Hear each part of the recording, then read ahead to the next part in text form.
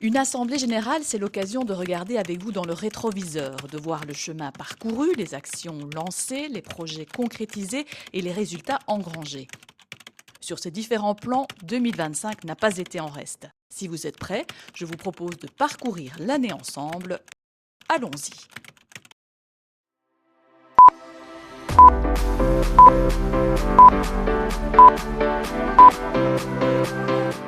J'avais à peine rangé les flûtes de champagne du réveillon que le BEP célébrait l'arrivée de 8 nouvelles communes zéro déchet. Elles sont aujourd'hui 23 engagées dans la dynamique. En plein cœur de l'hiver, alors que j'avais juste envie d'hiberner sous un plaid, rien n'arrêtait l'enthousiasme des entrepreneurs participant à la première édition de Be Possible au TRAC. En mars, mon énergie revenait doucement et celle du BEP aussi, portée par la prorogation de l'intercommunal IDFIN jusqu'en 2056.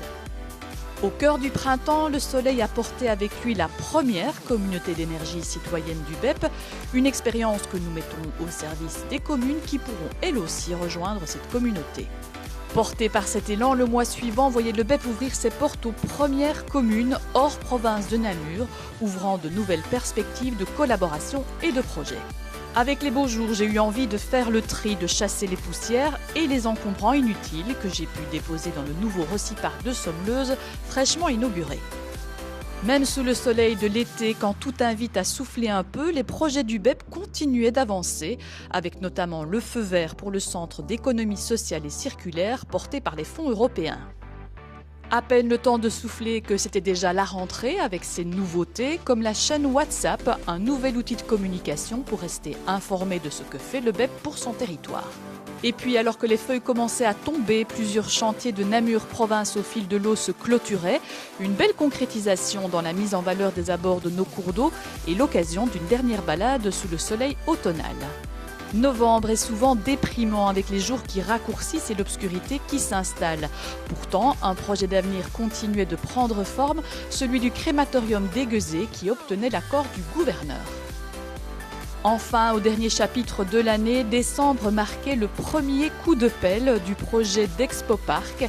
Plus qu'un parking, il s'agit là d'un vrai bonus pour l'attractivité de Namur Expo.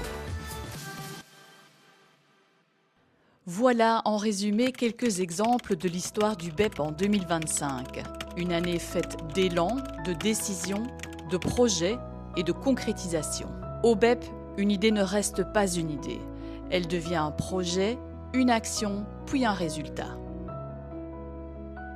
Derrière les chiffres, il y a surtout une équipe à l'écoute et au contact des besoins des communes sur le terrain. C'est cette proximité, cette attention et cette capacité à agir qui donnent du sens à notre action. Et c'est ainsi qu'ensemble et avec vous, nous construisons le territoire de demain.